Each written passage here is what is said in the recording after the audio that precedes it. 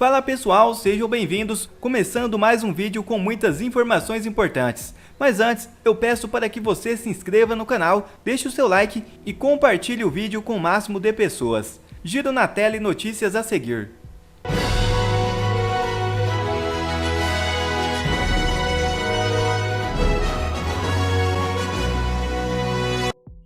Primeira matéria já na tela. STF pauta para sexta julgamento que pode flexibilizar o aborto. Deputado federal Gustavo Gayer se manifestou nas suas redes sociais. Veja o vídeo.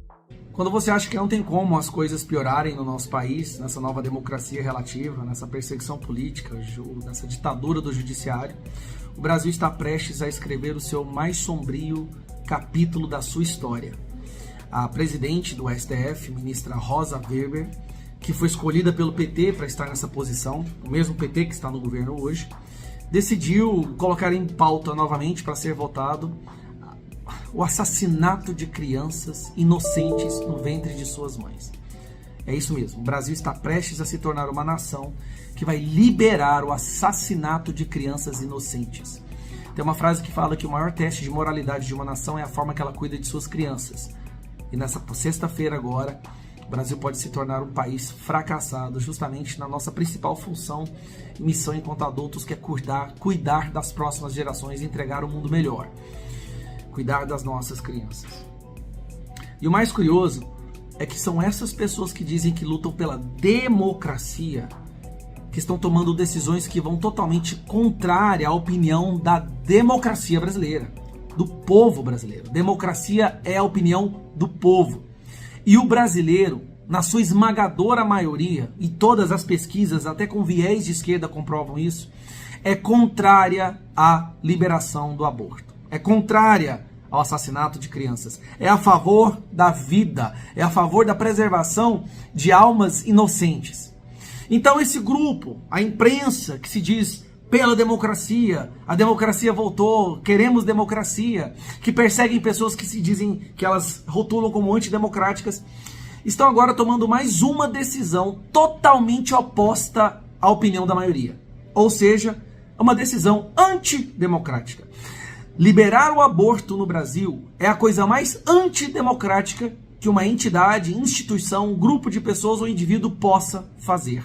Não há nenhuma opinião que a maior congruência, que a maior similaridade na mente de uma vasta maioria do povo brasileiro que a preservação da vida desde a concepção. E agora nós estamos enfrentando esse problema na nossa Suprema Corte, que se diz guardiã da nossa democracia. Então nós estamos testemunhando um estupro completo à democracia. Isto sim é antidemocrático. E para piorar, quando você acha que já não tem como, mas tem, a presidente Rosa Weber, presidente do STF, decidiu que esse voto vai ser de maneira virtual, ou seja, eles têm vergonha de colocar a cara para mostrar os seus argumentos a favor dessa pauta do aborto, do assassinato de crianças. Querem fazer isso apenas apertando o botão no sistema, um botãozinho no celular, para destruir a vida de milhões de crianças e de mulheres e de famílias da nossa nação e da futura geração. Então, a primeira coisa que eu acho que tem que acontecer é que um dos ministros tem que pedir destaque para que essa pauta seja votada no plenário. Nós queremos ver quem são, o que eles têm para falar a respeito desse voto que não deixa de ser diabólico. E nós vamos aqui no Congresso tentar acelerar um pedido de urgência para legislar, porque o Congresso está precisando fazer isso. Os parlamentares têm que entender que é hora de dar um basta. Se já existiu alguma pauta caro bastante para nós, para botarmos um basta nesse abuso de poder do STF, em desrespeitar o parlamento, os deputados e os senadores, é a pauta de defesa das nossas crianças. Então nós vamos colocar em questão de urgência um PL para poder ser votado urgentemente e tornar crime o aborto. Isso é uma pauta comum, isso é ponto pacífico do povo brasileiro.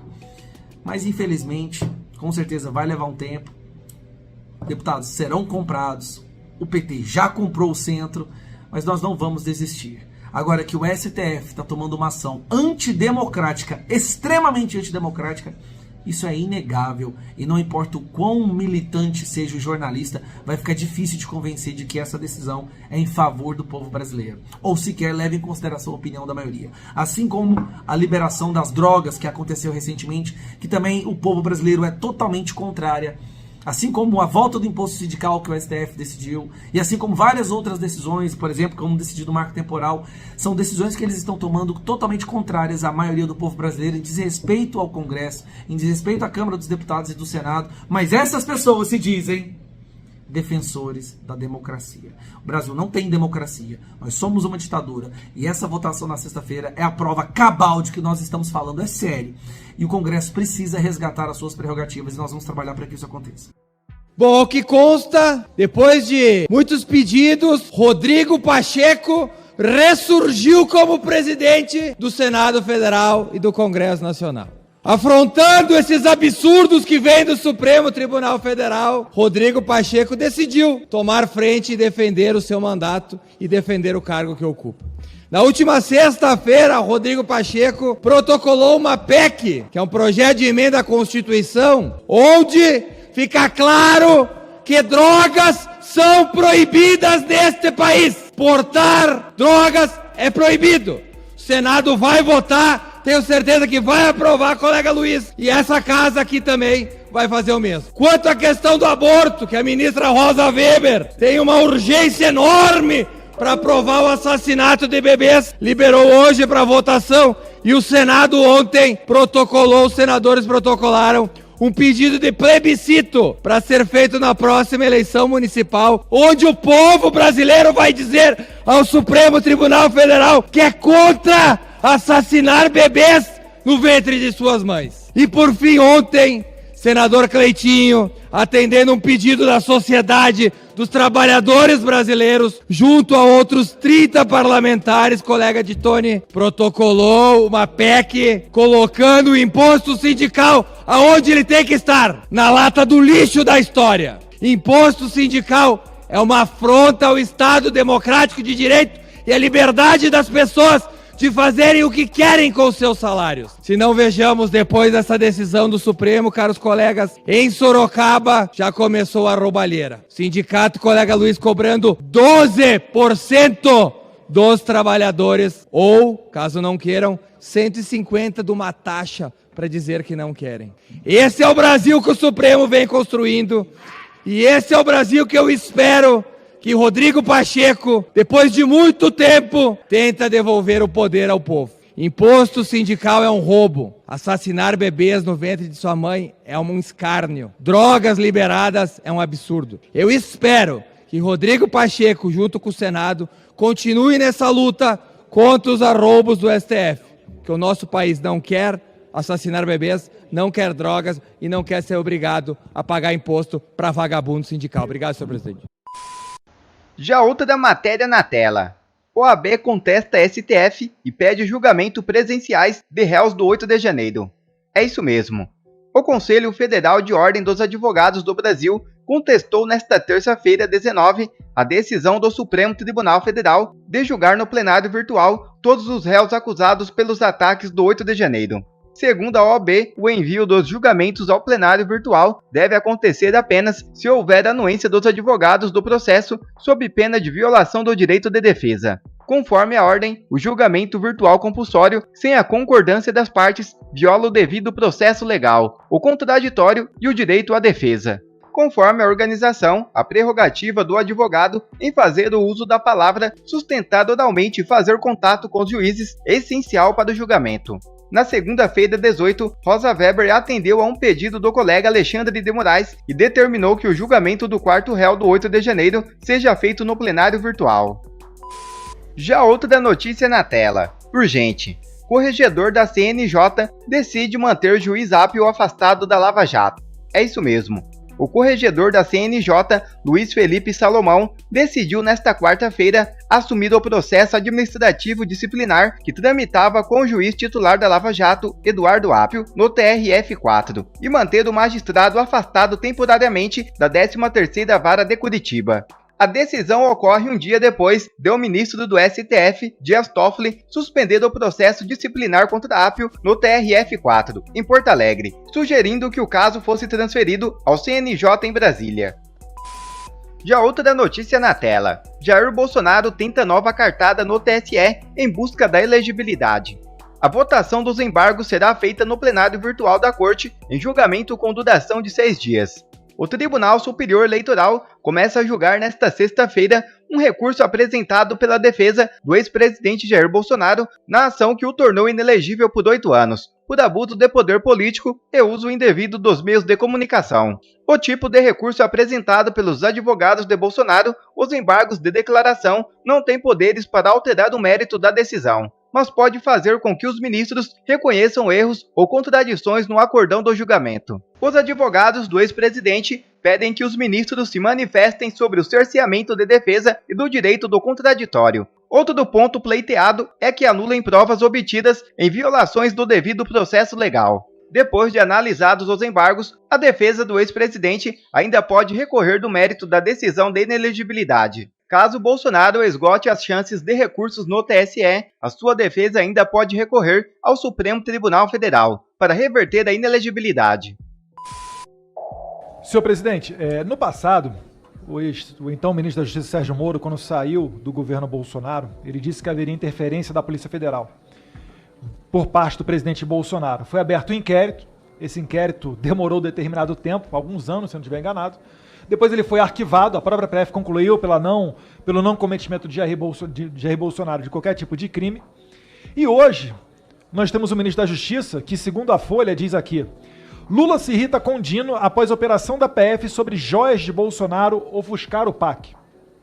Na sequência, o Dino, em uma reunião, ele se dirige diretamente a Lula e fala, abre aspas, eu quero garantir ao senhor presidente Lula que essa Polícia Federal, hoje, toda ela está a serviço de uma única causa, que é a sua causa, fecha aspas. E para terminar, a cereja do bolo, ele disse agora, por ocasião da posse do ministro dos Esportes, Fufuca, onde ele diz, né, dinheiro eu não tenho, mas aquela polícia eu tenho. Isso aqui é só para deixar escancarado, né, para os cheirosinhos de plantão, pessoal perfumadinho, que fala de Bolsonaro, interferência na PF. Se isso daqui não é interferência na PF, eu não sei o que é. Agora, Flávio Dino, ele só abre a boca, né, para esbanjar que ele tem a polícia no seu bolso e faz o que bem quiser. Inclusive, vai lembrar a essa delação que saiu agora, estão dizendo, né, do Coronel Cid, quem fez não foi a Polícia Federal, foi a Gestapo de Alexandre de Moraes.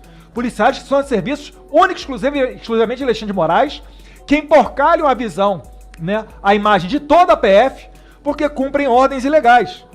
E o ministro Dino, que agora certamente não fará nada para evitar esse corte de 708 milhões de reais da segurança pública, já não bastasse os cortes de centenas de milhões que ele fez da saúde e da educação, só abre a boca para defender bandido. Só abre a boca, Sargento Faur, quando a rota começou a passar o cerol lá no Guarujá, e muito bem passado, quase 30 marginais perderam a sua vida, e foi pouco, bem lembrado, mas não falou nada quando assassinaram um soldado da rota, um esculacho. A vagabundagem fez isso aí de propósito, para esculhambar com a polícia. E agora parece estar muito confortável, porque tem, né, o amparo das tropas do governo federal. Então aqui parece também não vai ter também nenhuma operação da Polícia Federal, Deus queira eu esteja errado, para ir aqui pegar os cerca de 40 bandidos que fizeram uma emboscada contra o policial federal, né, a Polícia Federal, e acabou vitimando o colega policial federal, o Lucas Caribé. 40 bandidos. Isso daqui é a mexicanização do Brasil, onde grupos batem de frente com a polícia em comboio, com centenas de policiais, e os vagabundos conseguem bater de frente com a polícia, com ponto .50, com bazuca ou qualquer tipo de armamento que for. Sabe por quê? Porque são tempos de diálogos cabulosos. Para finalizar, presidente, o México ensina que todo governo que tenta negociar com bandidos, que mantém diálogos cabulosos, acaba desaguando nesse tipo de situação. Então é preciso que o Brasil salve-se enquanto ainda tem tempo e, se possível, seguindo sim as linhas de El Salvador, que reduziu a criminalidade no seu país a praticamente zero, através de uma razão óbvia, que o bandido só respeita aquilo que ele teme, e para reduzir o crime, você não fará dando uma vida mais suave ao traficante, legalizando as drogas, desarmamento e desencarceramento, mas sim combatendo-os.